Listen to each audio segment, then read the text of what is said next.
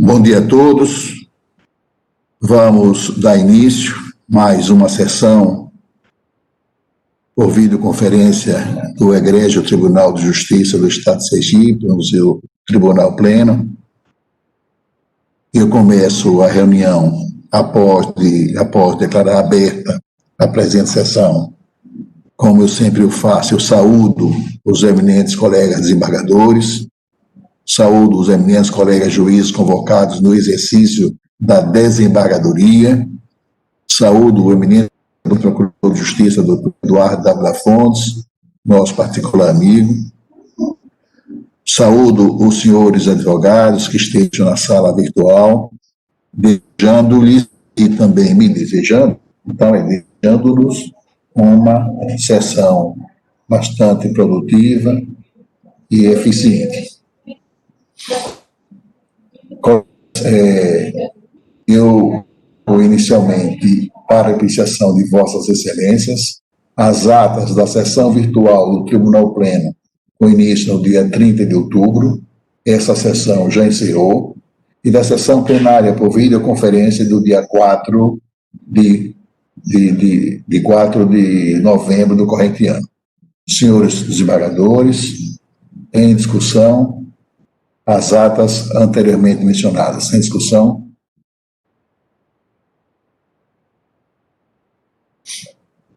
De acordo, presidente. De acordo. De acordo, presidente. Excelências, então eu vou declarar aprovadas por unanimidade as atas da sessão virtual do Tribunal Pleno, iniciada no dia 30 de outubro. Essa sessão já foi encerrada, e da sessão plenária, da sessão presencial por videoconferência do dia 4 de novembro do corrente ano. Eu gostaria de comunicar aos eminentes colegas que formalizaram informação à presidência os desembargadores Yolanda Santos Guimarães e Luiz Mendonça, que não vão comparecer na sessão, nem na judicial, nem na administrativa. Os desembargadores Rui Pinheiro e Diógenes Barreto, que estão de férias, comunicaram que não vão comparecer à sessão administrativa. Então, nós temos 4 desembargadores que já comunicaram que não vão comparecer à sessão administrativa. Desembargadora Yolanda, desembargador Rui Pinheiro, desembargador Luiz Mendonça e desembargador Diógenes Barreto.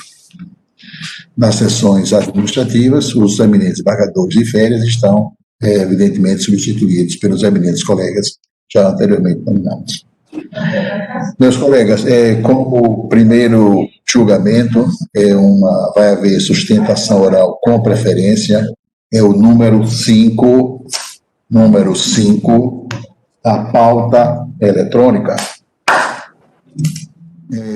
O mandado de segurança coletivo, processo número 2020-001-19006, do eminente desembargador Alberto Romeu Gouveia Leite, tendo como impetrante o Sindicato dos Trabalhadores de Educação Básica da Rede Oficial do Estado, advogado Dr. Valber Gonçalves Matos, e como impetrado o prefeito municipal de Japoatã. Desembargador Alberto Romeu, haverá sustentação oral por parte do Dr. Valber Gonçalves Matos. É o nosso primeiro. Pois não, Excelência. Pois não, doutor Zé dos Anjos. Como Vossa Excelência anunciou as ausências da doutora Yolanda e do doutor Luiz Mendonça, para facilitar o julgamento da ação que eu estou trazendo hoje, então eu estou retirando de pauta e redesignando para a próxima sessão. Vossa Excelência poderia me ajudar? Qual é o número do processo? Deixa eu ver, desembargador Alberto, por favor, doutor Zé dos Anjos, deixa eu ver aqui, viu? Doutor Zé dos Anjos, ação direta de constitucionalidade.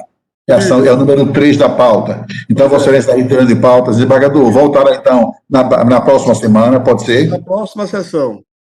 Então, eu formalmente anuncio a retirada de pauta do processo número 3 da pauta eletrônica, é uma ação direta de inconstitucionalidade, processo número 2018-001-35-545, da relatoria do eminente desembargador José dos Anjos. Sua Excelência já está informando que esse processo retornará para de julgamento na próxima semana. Doutora Andréa, anotar, por favor, está sendo reiterado de pauta a pedido do relator, pedido de... Então, feita já a observação, pedida pelo desembargador José dos Anjos, eu já anunciei o processo que vai ser julgado nesse momento, é o número 5 da pauta eletrônica, já foram anunciadas as partes, os advogados, sustentação oral. Eu passo a palavra, então, ao eminente desembargador Alberto Romeu Gouveia Leite, para dirigir exatamente o julgamento desse processo. Número 5 da pauta, desembargador Alberto.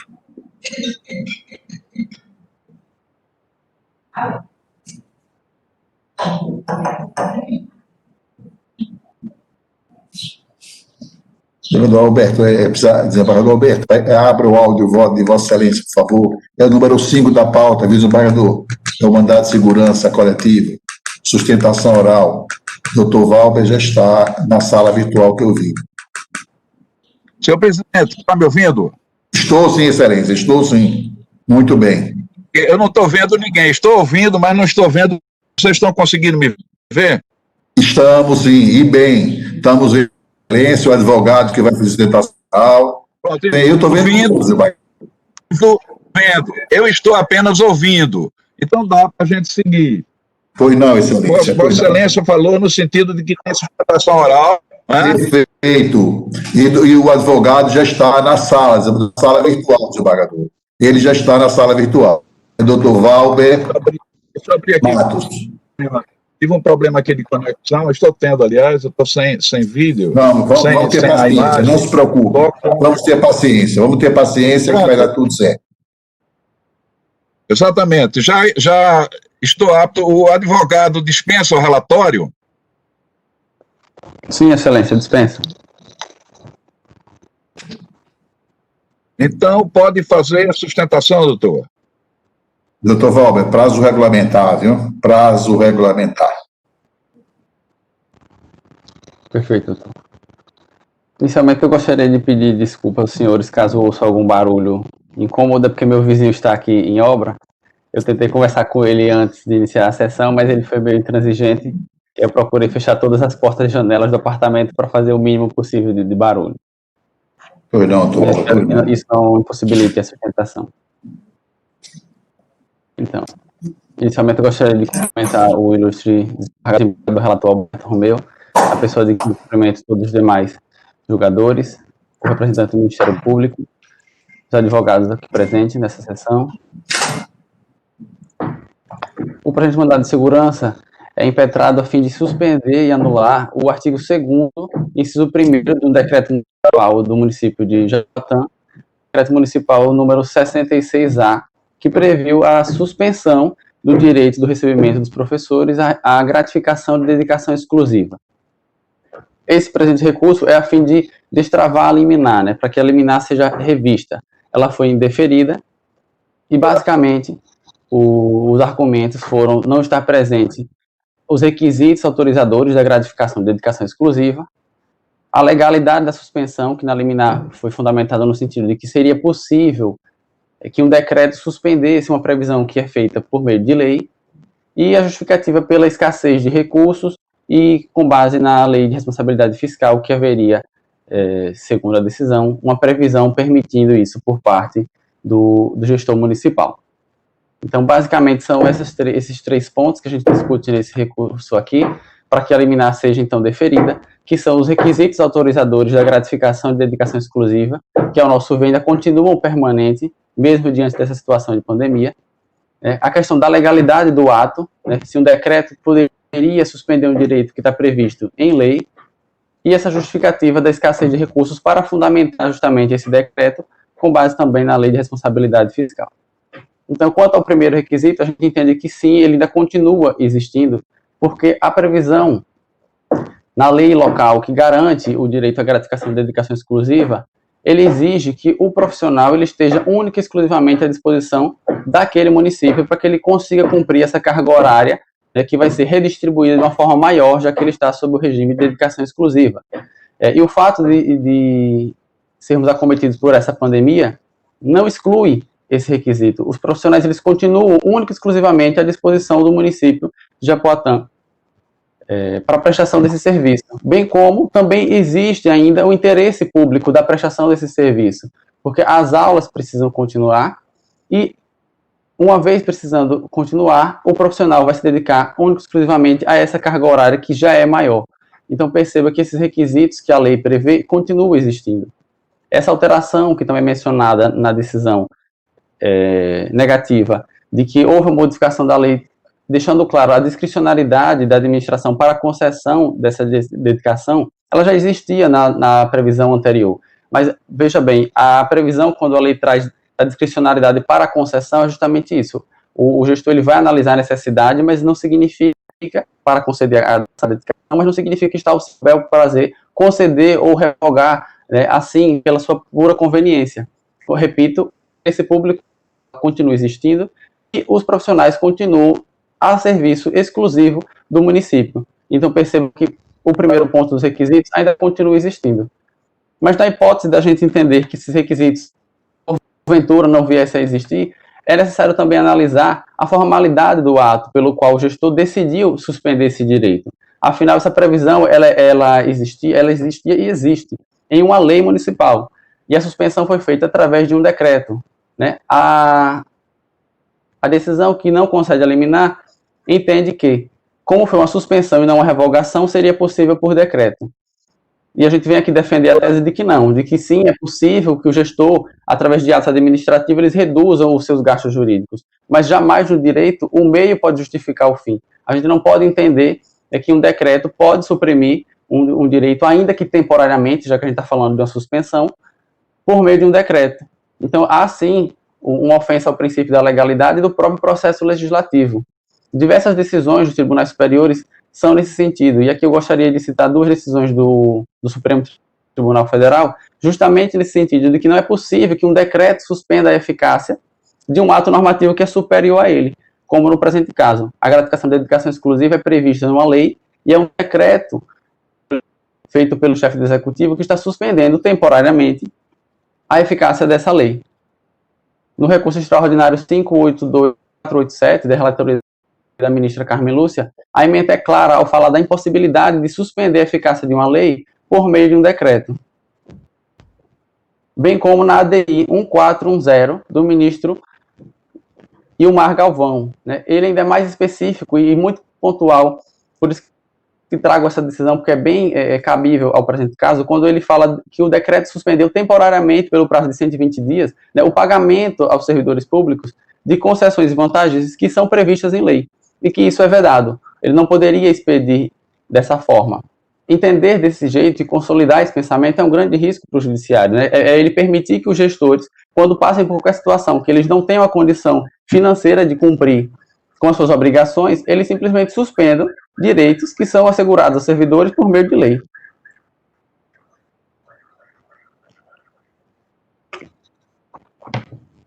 Além disso, essa forma escolhida pelo gestor para gerenciar melhor esse momento de pandemia também vai de encontro, na verdade, a princípios consolidados no direito, como simetria concêntrica, paralelismo das formas, hierarquia das leis.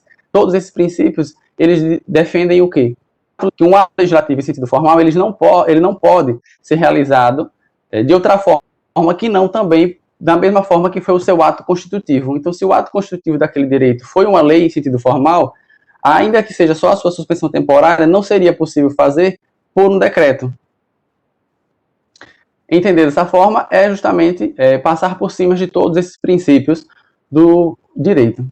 Eu gostaria de citar aqui o voto que foi exarado na DI que eu mencionei, 14102, quando os ministros Marco Aurélio e o ministro Ilmar Galvão, eles dizem o seguinte, respectivamente: não parece admissível um ato do Poder Executivo em que se suspende o cumprimento de leis sobre vantagens e benefícios funcionais, ainda que por prazo certo. Perceba que é exatamente a situação que trazemos aqui a esse pleno.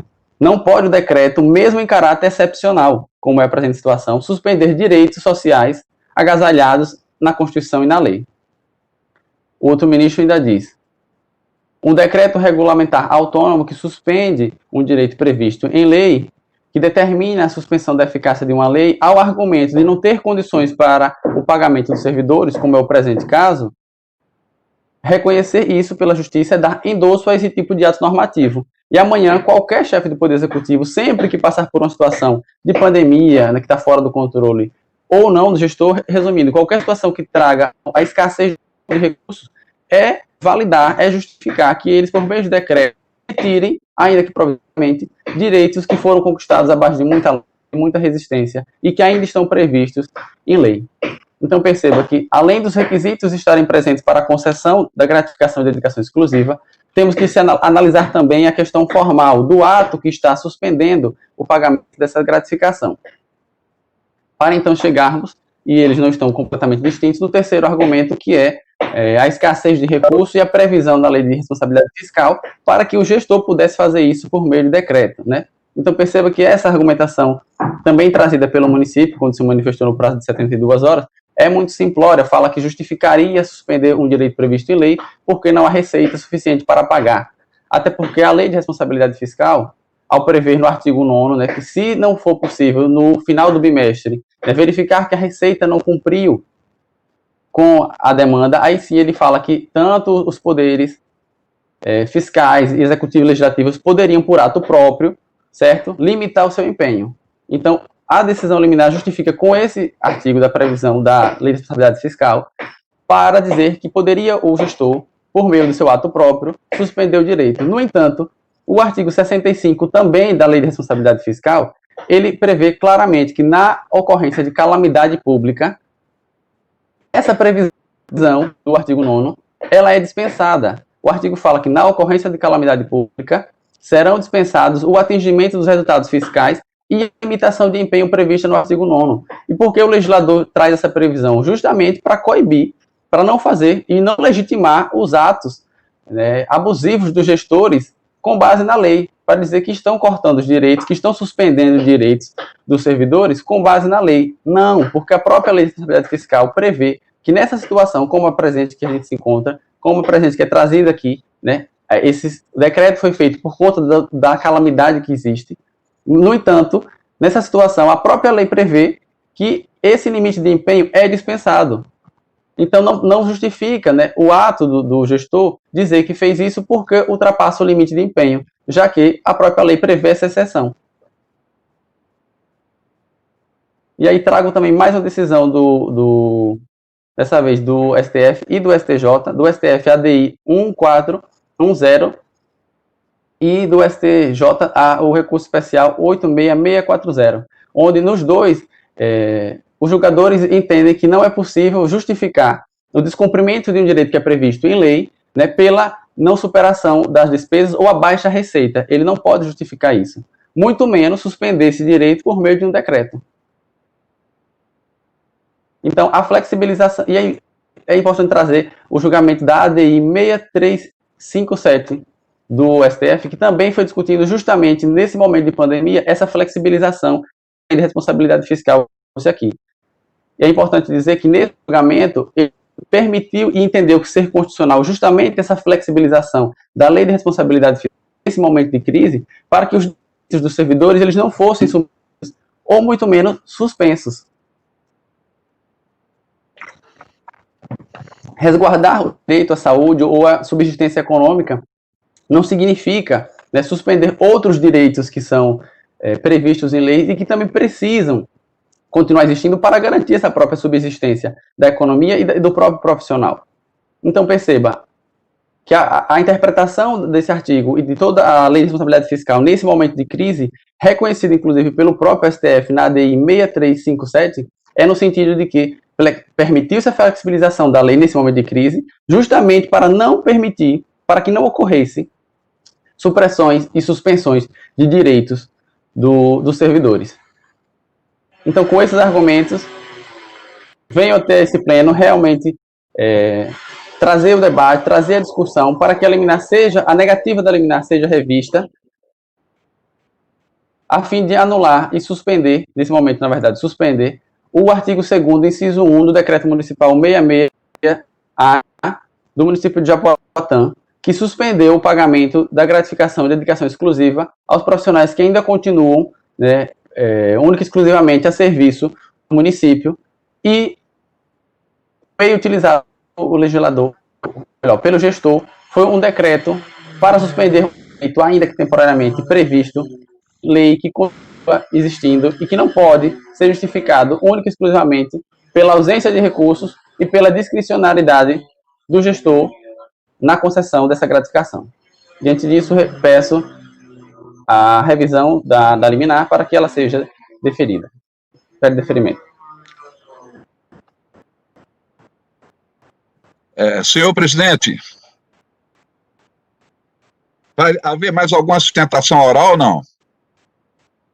Excelência, não haverá. Então, Vossa Excelência pode prolatar o seu voto. Não haverá mais sustentação oral, somente do doutor Valber Márcio. Inicialmente, em seu nome, senhor presidente, eu cumprimento todos os colegas, cumprimento também todos os advogados que se fazem presentes, todos os serventuários, o ilustre representante do Ministério Público.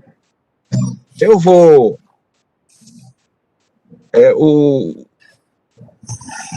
A emenda está bastante explícita e eu, inclusive, trago algumas considerações acerca da própria emenda, alguns itens.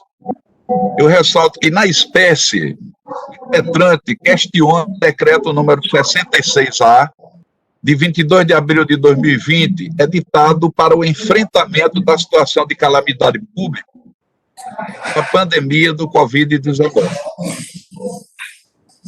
Porque o inciso 1 do artigo 2º do referido decreto apenas suspende temporariamente o pagamento da gratificação de dedicação exclusiva enquanto estiverem suspensas as aulas por força de decreto estadual do senhor governador do estado. E destaco ainda que, se a gratificação almejada é de caráter propter laborem e submetida à discricionariedade da administração pública, nos termos do parágrafo 2º do artigo 154 do Estatuto do Magistério Municipal, após alteração da Lei Municipal número 485 de 2019, a mera suspensão excepcional neste momento de calamidade pública revela uma medida de austeridade fiscal para além de sua natureza administrativa, mas plenamente razoável, observando-se todos os parâmetros legais, ao princípio da reserva legal ou ao princípio da redutibilidade salarial. Com essas explicitações, o caput da emenda está vazado nos seguintes termos: mandado de segurança, constitucional, administrativo e financeiro, gratificações de natureza propter laborem, decreto determinando a suspensão temporária enquanto perdurar a situação de calamidade pública decorrente da pandemia do Covid-19, discricionariedade legítima, ausência de direito líquido e certo, inviabilidade de dilação probatória na via mandamental. Essas considerações sucintamente expressas na emenda, o voto se encontra à disposição da parte do senhor advogado e de todos. Eu estou sendo pela denegação da ordem. E destaco mais o seguinte: nós em fase excepcionalíssima. Tudo está sendo excepcional, nós tivemos que nos adaptar a tudo. Essa sessão está sendo um grande exemplo dessa adaptação. Sabemos que, em situação extraordinária, como estado de guerra, por exemplo, em estado de guerra, que é mais grave ainda, até as garantias constitucionais, muitas delas são suspensas. Então, em um estado de calamidade, de pandemia como nós vivemos, a gente não se pode apegar àquela legislação ordinária, às decisões que ordinariamente são proferidas ou prolatadas, ou sentenças prolatadas, estamos vivendo um período excepcional. Então, esse ato discricionário do município atende a um reclamo de uma situação provisória, está marcado no voto. É evidente que, passada essa temporada, assim, esse tempo horrível que todos nós estamos vivendo, tudo isso será refeito e os direitos vão voltar à plenitude da sua fruição. Então, com essas considerações, é que eu ressalto que estou decidindo pela denegação da ordem, não pela negação absoluta de um direito, mas pelo caráter provisório, excepcional e necessário dessa decisão, uma vez que foi conferida a todos os gestores nos âmbitos municipais, estaduais e nacional, adotarem medidas desse tipo para salvaguardar o interesse da maioria da população em uma luta contra uma calamidade geral. Então, é necessário que algumas pessoas abdiquem de alguns direitos excepcionais. Com essas considerações é que eu estou trazendo meu voto, senhor presidente.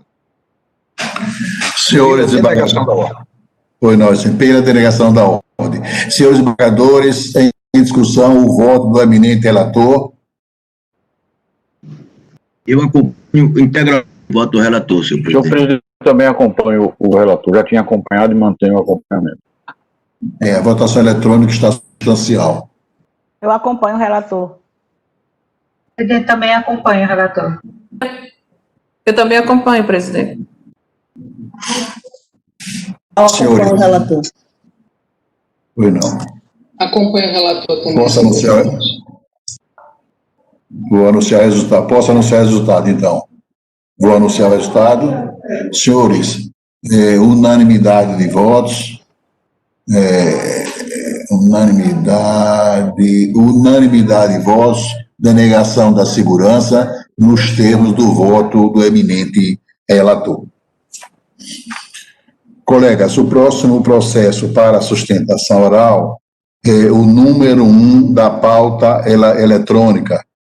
É o processo 2019-001 41068, da relatoria do desembargador Alberto Romeu Gouveia Leite. Nós teremos sustentação oral por parte, pelas duas partes, por Ricardo Cruz Santos, o impetrante, será o doutor Rafael Santos Sampaio. E pelo Estado do Sergipe será o procurador Ronaldo Ferreira Chagas. Já anunciei o número do processo, anunciei que haverá sustentação oral por parte dos dois, sustentação oral por parte das pessoas nominadas. Então, eu uso auto a palavra ao desembargador Alberto Romeu Gouveia Leite para comandar também o processo, desembargador, sabendo que haverá sustentação oral por parte do impetrante e por parte do Estado de Sergipe. Vossa Excelência, Deus alto, a palavra. Eu renovo os cumprimentos, indago do ilustre procurador do Estado e do ilustre advogado da parte, e abdicam da leitura do relatório. Sim, Sim, excelência. Abdicam. O advogado da parte... doutor Ricardo, pode fazer uso da palavra. Doutor Rafael. Pois não. Doutor Rafael, prazo regulamentar. Sustentação oral, prazo regulamentar. Obrigado. Na pessoa do excelentíssimo desembargador presidente, saúdo todos os demais desembargadores, saúdo o excelentíssimo procurador de justiça, a quem rendo uma homenagem especial por ser possivelmente sua sessão de despedida, razão pela qual gostaria de deixar registrado Vossa Excelência essa instituição. Cumprimento os servidores da Corte, colegas advogados e demais presentes. No ano de 2019, o impetrante foi réu em um processo criminal, tendo sido aberto contra si também um processo disciplinar decorrente do mesmo fato. Enquanto estava o processo criminal, o servidor teve contra si aplicado uma pena administrativa de demissão. Ele então ingressou com ação judicial conseguiu que fosse realizado um novo julgamento no processo disciplinar, que desta vez o condenou apenas a uma pena de suspensão que foi integralmente cumprida. Passado algum tempo, depois de cumprida a pena de suspensão, a pena de demissão foi revigorada novamente, isso em 2009, há 10 anos atrás. Jamais essa pena de demissão foi efetivamente executada e o impetrante continuou trabalhando como servidor público com seus atos valorosos. Neste ínterim, o impetrante foi absolvido no processo criminal que ensejou o processo administrativo, e eu gostaria de deixar registrado que foi absolvido, não teve nem mesmo recurso do Ministério Público, ou seja, a sentença criminal transitou no primeiro grau. Então o servidor continuou trabalhando como auditor fiscal, na certeza de que este fato de ter sido absolvido na seara criminal já o teria livrado de qualquer penalização, até porque até já ter cumprido a penalidade de suspensão à época. Então, no ano de 2019, 10 anos após aquela decisão, o impetrante estava demorando em receber seus vencimentos. E quando foi verificar a razão, descobri que o Estado simplesmente o retirou da folha de pagamento, simples assim, sob a alegação de dar cumprimento à decisão de 2009, e isso sem lhe noticiar previamente de nada, sem lhe notificar. Então, essa é a insurgência colocada neste mândamus, pois o impetrante é um pai de família, com contas e despesas para pagar, e, no entanto, não recebeu qualquer comunicado, sequer, foi simplesmente excluído da folha. Aqui eu gostaria de deixar registrado, que Vossas Excelências já têm conhecimento, obviamente, que, de forma análoga, o CPC, é óbvio que não se aplica imediatamente ao caso em tela, mas só para ilustrar, o CPC, quando trata do cumprimento de sentença, no artigo 213, daquela sentença que já tem mais de um ano de trânsito em julgado, no parágrafo 4º, exige o seguinte: se o requerimento a que alude o parágrafo 1º for formulado, ou seja, o cumprimento de sentença, após um ano de trânsito em julgado da sentença, a intimação será feita na pessoa do devedor, ou seja, é o cuidado que se tem para que a pessoa não seja pega de surpresa. No presente caso, o impetrante, repito, é pai de família, foi absolvido no processo criminal, sem recurso à segunda instância, e neste caso foi retirado da folha, sem direito a qualquer tipo de notificação prévia. Nestes autos do mândamo, o Ministério Público chegou a solicitar que fosse juntado o ato que exonerou o impetrante, mas não foi porque não houve ato. Ele simplesmente foi excluído da folha. E, por último, gostaria de registrar que um servidor com um vínculo mais simples que aquele seletista, ou seja, com base na CLT, até esse tem um direito à notificação prévia. E, no caso, o impetrante ficou 10 anos trabalhando e depois foi somente retirado da folha. E essa é a insurgência do presente mândamos, para que ele seja reintegrado e seja atendido aos princípios que norteiam a administração pública e um vínculo tão precioso que é esse com a administração pública. Era isso que eu tinha colocado, e agradeço a todos a atenção, desejo um ótimo resto de semana.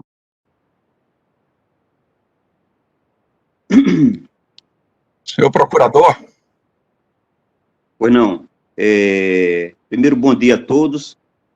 Quero cumprimentar inicialmente o presidente do Pleno, cumprimentar os demais desembargadores, cumprimentar o ilustre membro do Ministério Público, né? O Estado de Sergipe vem aqui, por meio da PGE, para responder de forma oral, complementar as informações que já foram prestadas nessa ação mandamental interposta por Ricardo Cruz Santos, Excelência, ex-auditor fiscal. A questão não é uma questão nova, acho que o tribunal já, em outras oportunidades, já discutiu um pouco desse problema nas câmaras cíveis. O que acontece? O impetrante, juntamente com outro auditor fiscal, nos idos lá do ano 2004, 2005, em razão do cometimento de faltas funcionais, não vem aqui ao caso as faltas, ele respondeu a um processo administrativo disciplinar. Nesse processo administrativo disciplinar, foi assegurado para ele todas as garantias, e esse processo culminou com a aplicação da pena de demissão a bem do serviço público aplicada pelo governador de então. Pois bem, contra essa decisão administrativa, nesse processo disciplinar, o ora impetrante, ele ingressou com ação anulatória, lá nos idos de 2009. ele ingressou, o outro colega também, que tinha sofrido pena igual, também ingressou uma ação anulatória, 2009, 11.800.365, todos esses dados estão nos autos materializados. E eis que, em sede de recurso de apelação, o tribunal entendeu que a pena aplicada de demissão ao serviço público, ela é legal, era rígida, estava correta, e julgou improcedente a ação. Essa questão, essa discussão sobre o processo administrativo, a justiça da penalidade aplicada, a legalidade, a liturgia, tudo isso foi objeto esgotado no julgamento da ação e da apelação pelo Tribunal de Justiça, tá? Após isso, o Petrante enviou os recursos para as instâncias superiores, mas não teve êxito, enfim. E essa decisão do Tribunal de Justiça, que julgou o processo administrativo disciplinar absolutamente irregular, com a aplicação da pena de demissão a bem de serviço público, transitou em julgado em outubro de 2015. Ora, obviamente, se houve uma decisão judicial que analisou todas essas questões administrativas, entendeu-se que tudo estava irregular, toda a liturgia, o direito de defesa, o contraditório, a ampla defesa, enfim, todos os atos previstos em lei foram obedecidos. Não havia mais o que fazer, uma vez que, com a decisão judicial, esgotou-se definitivamente o tema e o servidor, o agora ex-servidor, já não fazia mais parte dos quadros da administração pública, não estava mais vinculado a esta, e por essa razão já perdeu completamente o direito de ser remunerado. Obviamente que a remuneração advém da natureza do vínculo jurídico que ele entretém com a administração. No momento que ele perdeu isso por uma decisão administrativa que foi exaustivamente analisada e dita como absolutamente legal pelo tribunal, não havia mais o que se fazer a não tirá-lo da folha, como a administração o fez. Absolutamente desnecessária qualquer comunicação, qualquer abertura de processo administrativo para se fazer isso, para se comunicar ao hora impetrante que seria desligado da folha. Bom, nesse processo, nessa impetração, ele pediu uma liminar para retornar à folha, acertadamente o desembargador indeferiu esse pedido, e também tem nos autos a manifestação da Procuradoria-Geral de Justiça, no sentido de que não haveria a absoluta desnecessidade de se fazer qualquer procedimento para efetivação dessa suspensão. O efeito consecutário lógico da demissão a bem do serviço público é o corte da remuneração. Por quê? Porque ele não mais ostenta a condição de servidor público, não ostenta mais titularidade de cargo público, tá? Então, com essas argumentações que reforçam as informações que já foram prestadas, tá? O Estado de Sergipe, pela Procuradoria-Geral, em nome das autoridades indigitadas coautoras, o governador do Estado e o secretário da Fazenda, requer que seja negado o pedido de mandado de segurança impetrado pelo autor. São essas razões, Excelência. Muito obrigado. Senhor presidente. Pois não, presidente. O voto se encontra lançado no sistema e à disposição dos principais interessados, que são Petrante, as autoridades impetradas e os seus respectivos advogados, bem como os julgadores. O voto está à disposição. Excelência, para fazer algumas considerações, sinteticamente, e ler a ementa. Eu especifico aqui que na espécie, o servidor público pleiteia o direito de ser previamente notificado antes de ser retirado da folha de pagamentos de salário, dando que, mesmo não tendo conseguido êxito em ação proposta para anular ato demissional, obteve tutela de reintegração no curso do processo e se manteve trabalhando por quase 5 anos após decisão de improcedência, sem qualquer oposição à administração pública.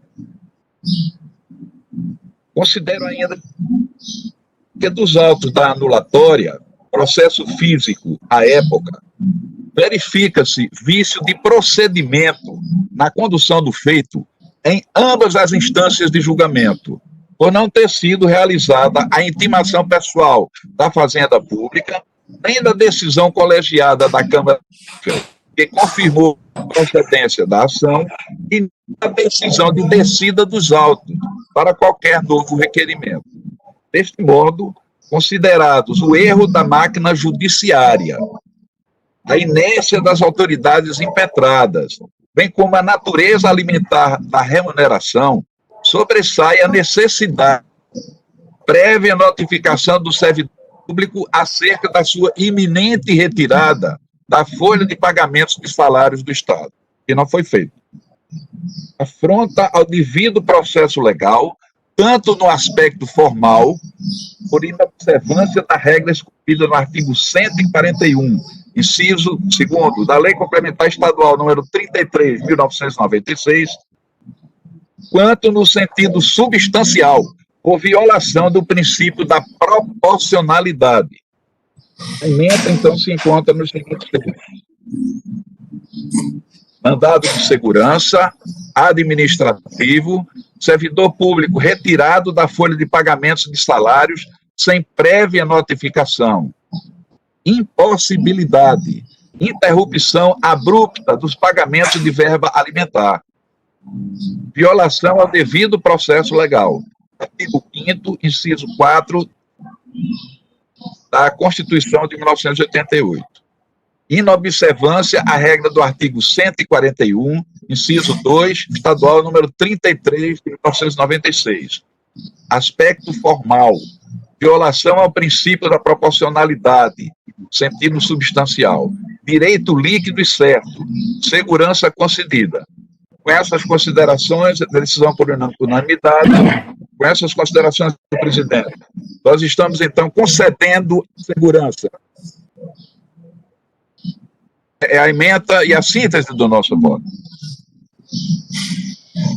Pois não, Excelência, após a concessão, após o voto do relator pela concessão da segurança, eu coloco em discussão o voto do eminente relator. Senhores debatedores. Senhor presidente. Pois não, debatedor Roberto Eugênio.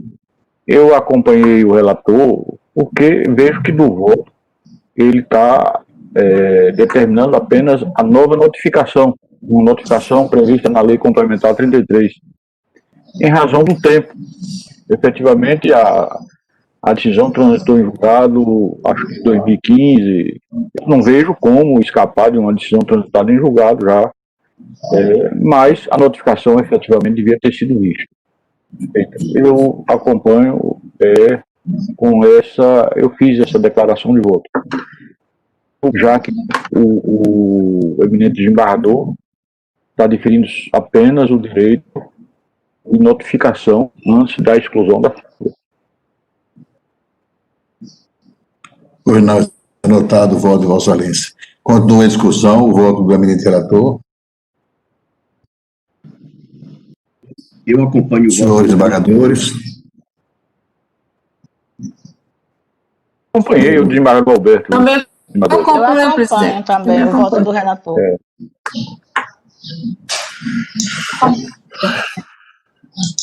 Senhores, eu vou anunciar o resultado, então. Segurança concedida, decisão unânime nos termos do voto do eminente relator.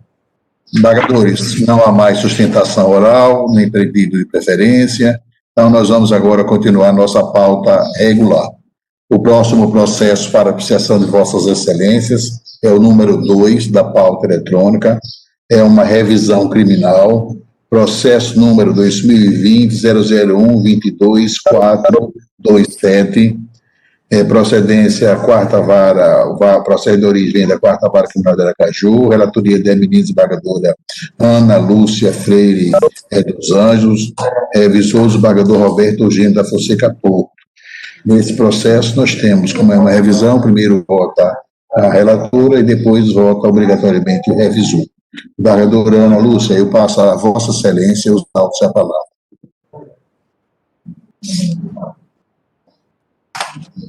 Presidente, saúdo a todos. Presidente, já está por unidade. Se Vossa Excelência permitir, eu vou ler a emenda. Pois não, Pois não, de acordo. Penal e processual penal, revisão criminal, postulante condenado pela prática do delito previsto no artigo 33 caput da Lei 11.343 de 2006, tráfico de entorpecentes, e crime previsto no artigo 16 caput da Lei 10.826 de 2003, posse legal de armamento. A pena de 8 anos e 7 meses de reclusão em regime inicialmente fechado, cuja sentença foi mantida integralmente por acórdão em grau de apelação na Câmara Criminal do Tribunal de Justiça.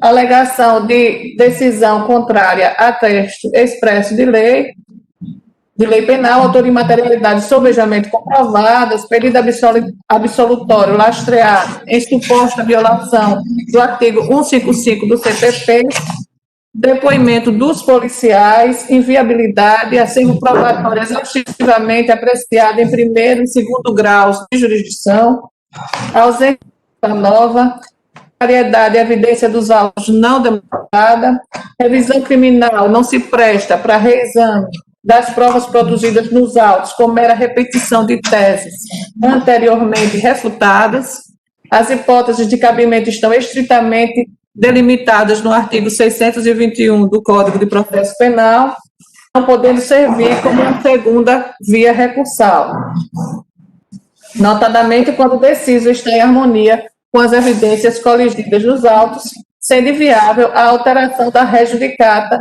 por esta via excepcional da revisional. Então, presidente, eu estou julgando improcedente a ação revisional. Senhores desembargadores, já uma votação substancial, mas como manda a norma, o desembargador Roberto Eugênio da Fonseca Porto, obrigatoriamente, excelência, como revisor, é que vota em seguida. De acordo, eu acompanho. Senhores desembargadores, a votação eletrônica está substancial. Vossas excelências confirmam os votos eletrônicos? Confirmo. Confirmo. Então, senhores, eu vou anunciar o resultado, viu? Revisão criminal julgada improcedente, decisão unânime nos termos do voto da eminente relatora. Colegas, temos agora o último processo da nossa pauta, da nossa ação judicial. Processo número 4 da pauta eletrônica, é o mandado de segurança coletivo, processo número 2019-001-09543, relatoria do eminente desembargador Roberto Eugênio da Fonseca Porto, impetrantes cabo da indústria e tecelagem do Estado de Sergipe, e impetrado secretário da Fazenda do Estado de Sergipe, interessado do Estado de Sergipe. Meus colegas, eu vou ler exatamente o que tem aqui nas nossas anotações. Após o voto do relator, na sessão do dia 17 de junho, viu? Após o voto do relator, pela denegação da segurança, previsto dos autos do desembargador Cesário Siqueira Neto. Naquela sessão, acompanharam o voto do relator, os desembargadores Elvira Maria e Diógenes Barreto. Na sessão de videoconferência, no dia 1º de julho, após o voto do desembargador Cesário Siqueira Neto, pela não ocorrência da decadência, o relator, que é o desembargador Roberto Eugênio da Fonseca Porto, pediu a retirada do feito e para que ela votasse na sessão do dia de hoje. Então, fez considerações, na verdade, os autos e a palavra estão com o desembargador Roberto Eugênio da Fonseca Porto, conforme a votação aqui constante. Desembargador Roberto Eugênio, Vossa Excelência, os autos da palavra, lembrando, os desembargadores Diógenes e Cesário já votaram, o que, consequentemente, desembargadores Beto e Gil não votarão. Desembargador Roberto, Vossa Excelência tem os autos da palavra.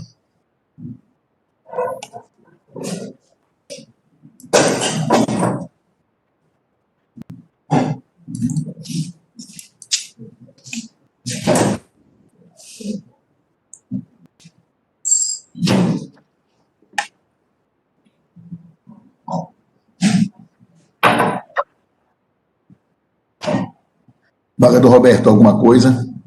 Desembargador Roberto Eugênio.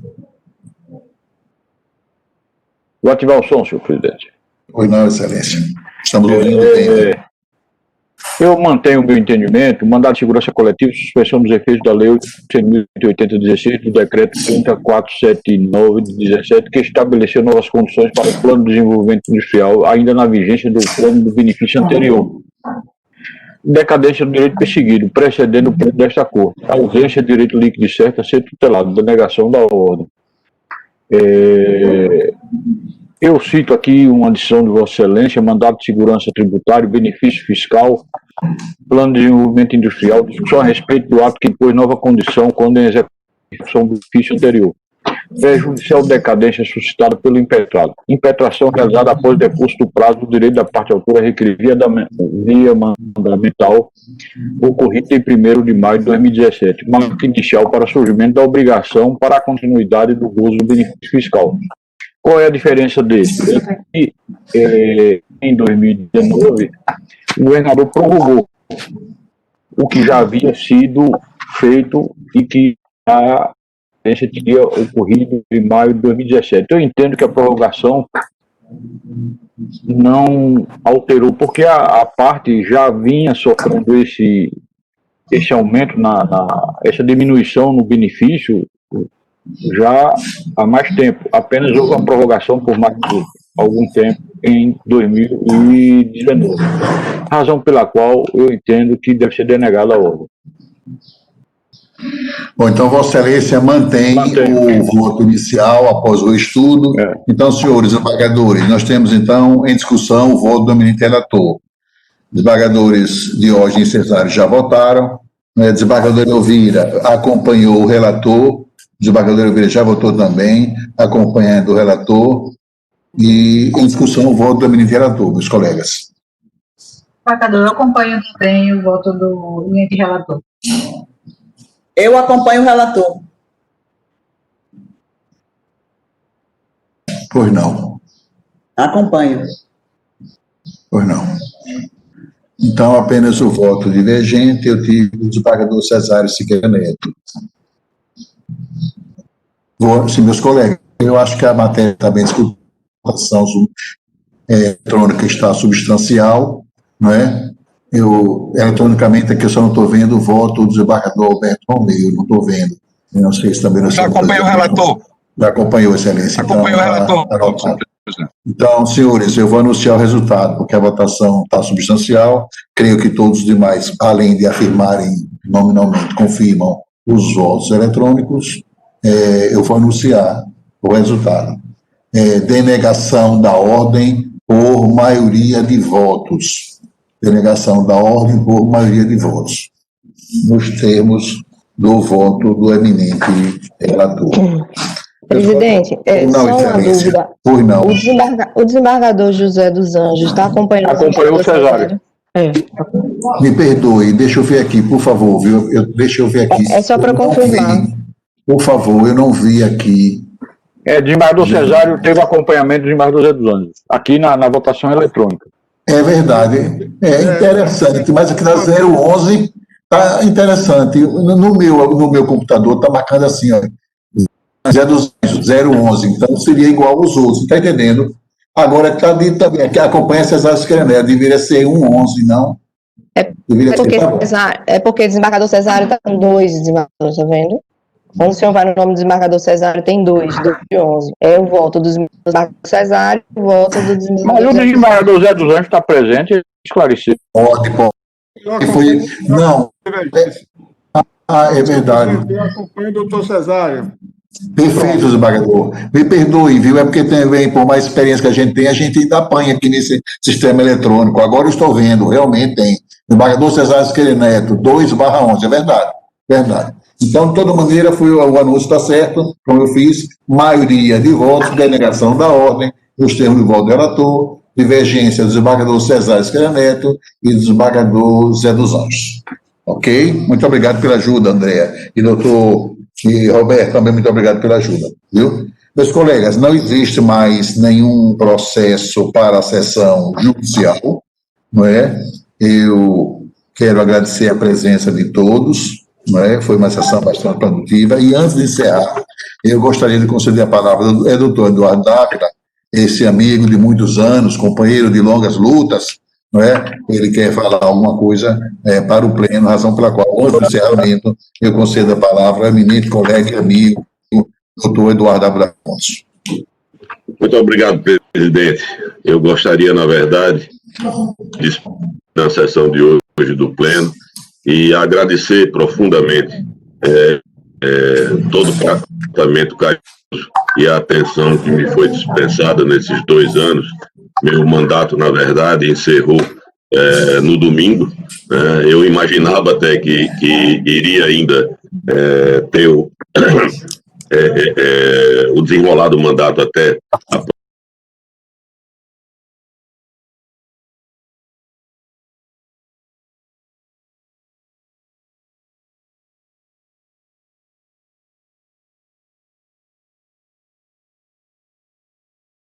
pode sequer passar o bastão para o próximo PGJ. Queria, na pessoa de Vossa Excelência, saudar todos os desembargadores. Vossa Excelência, que é meu eterno professor, foi meu professor de Direito Civil numa época bastante conturbada da minha vida, que eu estava fazendo o curso de Direito e ainda trabalhando, então as ausências nas aulas eram supridas por Vossa Excelência, até por explicações paralelas. Isso me enalteceu muito, o tratamento, aliás, eu enalteço muito o tratamento que Vossa Excelência me deu naquela época de aluno, e agora, recentemente, o tratamento de todos os desembargadores desse pleno, e a doutora Andréa também, que muito carinhosamente sempre atendeu aos pleitos do Ministério Público, especialmente aos meus. Então, eu gostaria de encerrar a minha participação no pleno dando essa mensagem de profundo agradecimento ao tratamento que todos me dispensaram nesta corte. Tenho certeza também que a partir da próxima semana, com a escolha do governador, do próximo procurador-geral, a formação da lista tríplice foi em torno dos nomes do doutor Machado Neto, Etélio Prado e doutor Nilson Soares. Um deles será o meu sucessor, e que com certeza também será muito bem recebido por esta corte e por todos os desembargadores. Muito obrigado a todos. Estamos sempre à disposição. A doutora Ana Lúcia, que já conversei com ela essa semana, serei parceiro na Câmara Criminal, doutora Ana Lúcia, a partir da próxima semana. Bom, doutor Eduardo Dávila, depois não, doutor Roberto, pode falar, por favor. Vossa Excelência, como decano, pode falar. Eu falo por último. Doutor Roberto, pode falar, por favor. Desembargador Osório, eu gostaria de cumprimentar o colega, o amigo Eduardo Dávila, pela atuação eficiente e cuidadosa que teve nesses 2 anos, e com muita cortesia, com muita distinção, e desejar que ele tenha sucesso nesse novo momento profissional que vai começar a partir de agora. Era de nossa Câmara antes, e agora já tive a notícia de que vai para a Câmara Criminal. Estava torcendo que Vossa Excelência, que pede termos bons procuradores na nossa Câmara, mas sempre é um convívio bem interessante com Vossa Excelência. Então, desejo tudo de bom ao amigo e que tenha sucesso nesse novo momento profissional que vai começar a partir de agora. Muito obrigado, desembargador. Eu queria falar também um pouco, agradecer a doutor Eduardo, que foi um grande parceiro naqueles dinheiros que nós passamos para os hospitais. Então, foi muito bom. É verdade. Não é? Foi muito boa a sua atuação, e gostaria, não sei se no futuro eu estou saindo da correria, que esses dinheiros que entram nos processos de crimes, que eles pudessem passar para a corregedoria, para que fosse feito da maneira como nós fizemos. Eu achei que ficou assim Muito bom, a gente não tem, as escolhas foram feitas tecnicamente, o Ministério Público nos ajudou bastante, então eu só tenho que lhe agradecer. Obrigado, desembargadora.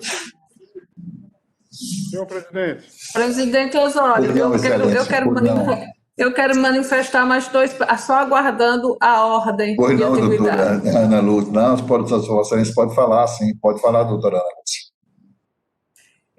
Eu quero também registrar que a presença do doutor Eduardo, que eu conheço desde como a gente costuma dizer, os bancos da faculdade, somos amigos queridos, amigo querido, ele e Célio. Eu quero dizer que foi uma participação mais do que efetiva, porque as sustentações orais que ele fazia, isso, graças a Deus, vai continuar na Câmara Criminal, são sustentações orais brilhantes, inclusive não só em relação a atuar de forma, vamos dizer assim, contrária, mas imparcial, de forma imparcial como deve ser mesmo, e como ele é no Ministério Público, tanto a favor como contrário ao réu, quando for o caso. Né? E agiu com sua imparcialidade, com seu trabalho brilhante, que ele sempre fez, tanto na área civil como na criminal, e que terei o prazer de recebê-lo, né, na condição de presidente da Câmara Criminal, por enquanto, e recebê-lo com muita alegria, muita satisfação, porque sei do seu trabalho, da sua dedicação, da sua inteligência, sempre em prol da justiça. Isso é que é importante, não é a condição de promotor, como nós sabemos, de procurador, que do Ministério Público, que leva a decisões somente pensando na acusação. Graças a Deus, essa missão, essa visão do Ministério Público hoje já não existe. O Ministério Público atua em defesa da sociedade, da comunidade, da justiça. E assim tem sido o seu trabalho, e tenho certeza que vamos trabalhar juntos, e será uma excelente companhia, e é um grande aprendizado estar ao seu lado na Câmara Criminal, como foi aqui no Pleno. Muito obrigado, desembargadora. Senhor presidente, doutor Osório, doutor Osório. Pois não, Excelência, de acordo, estou ouvindo, sim, Doutor Osório, eu gostaria também de me manifestar e de abraçar o doutor Eduardo Dávila pela sua condição de gestor do Ministério Público nesses 2 anos, e ele tem a consciência plena de que essa rotatividade faz parte da vida acadêmica dos que integram os poderes. O bom é que essas renovações ocorram mesmo, para que todos participem dessa máquina extraordinária que é a máquina do Judiciário. E gostaria também de dizer ao doutor Eduardo que ele continuará sendo essa pessoa assim extraordinária, com a sua inteligência, operando a favor do Ministério Público em qualquer área que ele esteja. E também agradecer, como presidente do TRE, a contribuição que o Ministério Público deu e dá nos pleitos da Justiça Eleitoral, Justiça Especializada. O Ministério Público tem sido atuante e, graças ao Ministério Público, se tem reduzido as corrupções, essas violências que ocorrem no dia a dia da vida em sociedade. Desejo, doutor Eduardo, que continue sendo esse profissional assim, muito organizado, dinâmico, e que compreenda que o processo da vida é assim. A gente vem, fica, passa um tempo, renova e vai. Boa sorte, que Deus lhe abençoe. A família. Obrigado. Um grande abraço, vereador. Doutor Eduardo. Doutora Angélica. Não, doutora Angélica. Estão me ouvindo? Doutora Angélica, pode falar. Depois, doutor Gil já pediu. Doutora Angélica, estamos sim. Pronto. Estamos ouvindo sim. Estamos ouvindo sim. Tá bom. Doutor Eduardo, eu o parabenizo pelo brilhante desempenho do seu ministério, durante o qual, nesta Corte de Justiça, foi solidificado muito mais a admiração que todos nutrem por Vossa Excelência. eu só peço a Deus que eu proteja e conduza sempre doravante. É só isso. Valeu, obrigadão. Doutor Gilson Félix, por favor, doutor Gilson Félix. Depois o doutor Imedes Amara também levantou a mão. Pois não, doutor Gilson. Não estou conseguindo ativar o som. Estamos lhe ouvindo, sim, Gilson. Estamos lhe ouvindo. Estamos ouvindo, sim, Gilson. Gilson, está ouvindo bem. Gilson, pode falar. Ah, você fechou agora, Gilson. Agora abriu, Gilson. Está ótimo. Bom dia. Desculpe. Bom dia, senhor presidente. Bom dia, senhoras desembargadoras, senhores desembargadores, colegas juízas. Falar sobre Eduardo Dávila, no meu caso, é muito complicado, porque nutrimos uma amizade fraternal. Eu só tenho, nesse momento, que acompanhar todas as manifestações. Pode saber, Eduardo, que são absolutamente verdadeiras, não são apenas um rito que se faz por conta de uma passagem, não.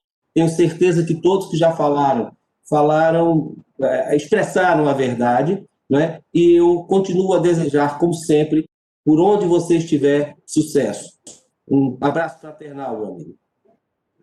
Muito obrigado, meu amigo. Doutora Imedes Amara, por favor. Doutora Imedes Amara. Muito foi falado em relação ao doutor Eduardo, extremamente merecido. Então, eu parabenizo Vossa Excelência pelo brilhantismo da atuação à frente da Procuradoria-Geral de Justiça ao longo desses 2 anos e desejo realmente muito sucesso no resto de sua carreira e muita saúde a todos. Obrigada. Obrigado, minha amiga. Alguém mais levantou o braço? Eu posso encerrar? Doutor Eduardo, eu queria... todos os nossos colegas já manifestaram, né, a admiração. Doutora Conceição, levantou a mão, eu não vi bem. Levantou a mão, doutora Conceição. Sim. Pois não, doutora Conceição. Eu estava aqui querendo também me manifestar. O senhor me possibilitou fazer isso. Eduardo, eu parabenizo pela condução brilhante que o senhor tem no Ministério Público. A gente pode perceber isso dos seus pares, a sua atuação nesses 2 anos. E desejo um bom retorno às outras atividades do Ministério Público e que a sua colaboração, como a desembargadora Elvira disse, é sempre efetiva. Então, parabéns e bom retorno com as suas outras atividades. Obrigado, meu amigo. Ok. Eduardo, então, antes que eu encerre a sessão, como você já viu, houve uma série de... Todas as manifestações foram elogiosas à sua pessoa e ao seu trabalho desenvolvido como gestor no Ministério Público do Estado de Sergipe. Eu quero dizer, Eduardo, que foi uma satisfação muito grande, eu na presidência, com você exatamente, o gestor do Ministério Público, onde mantivemos uma relação institucional bastante respeitosa, atenciosa, né, dentro das normas constitucionais. E quero lhe dizer da minha admiração pessoal por você. Somos amigos há muitos anos, né? Você cita assim, eu fico muito honrado, Eduardo, quando me lembro que eu sou um velho professor, isso me honra muito, né? Me honra muito.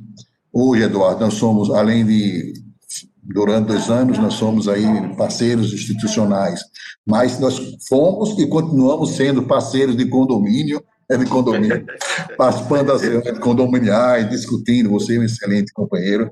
Eu tenho, Eduardo, uma atenção assim, especial pela família, porque Flamarion trabalhou comigo como promotor, eu magistrado de Marim, ele promotor de Marim, então você era bem mais jovem, Eduardo, você é bem mais jovem, viu? Quero lhe parabenizar, Eduardo, pelo belo trabalho que você fez no Ministério Público, as suas participações no nosso pleno foram sempre elegantes, foram sempre pareceres bem elaborados, com sustentações orais assim, pontuais e bem feitas. Razão pela qual, Eduardo, eu quero lhe desejar parabéns, lhe dar parabéns, desejar, Eduardo, muitas felicidades. E sua vida profissional acadêmica continue sendo assim brilhante, porque você realmente merece. Quero logo lhe comunicar que nós nos encontramos na Câmara Criminal. Estamos encontrando. Coisa boa. Então, vamos nos encontrar trabalhando sempre.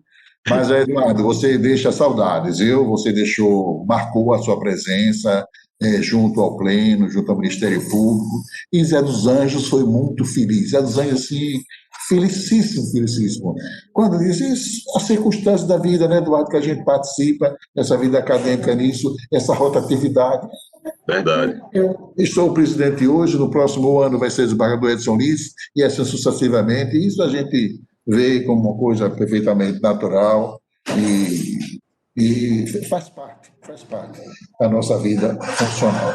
Mas um abraço carinhoso a você, viu? Muitas felicidades, parabéns pelo trabalho que realizou no Ministério Público e parabéns pelo trabalho que desenvolveu junto ao Pleno, com muito respeito, muita dignidade, viu? Razão pela qual eu quero também lhe parabenizar e lhe dar um abraço fraternal, Eduardo, que você seja muito feliz. E acho que foi Zé dos Anjos, assim, e que Deus lhe proteja, Eduardo. Deus continue lhe protegendo, você e sua família, nessa vida que nós temos todos os dias. Um abraço, amigo. Um abraço. Agradeço muito essa demonstração de carinho de todos, que eu sei extremamente do coração. Muito obrigado e a gente continua junto. Ok. Meus colegas, depois de todas essas manifestações, eu agradeço a presença de todos os colegas, né? Foi uma sessão bastante proveitosa, né? Eu vou declarar encerrada essa sessão judicial, né? Me despedindo de todos e convocando os eminentes colegas desembargadores para a sessão administrativa. Eu vou dar início daqui a pouco, sessão administrativa não transmitida via YouTube. Muito obrigado a todos, declaro encerrada essa sessão judicial, agradeço, repito, a presença de todos e os convoco para uma outra reunião plenária na próxima quarta-feira. Muito obrigado e um bom dia a todos.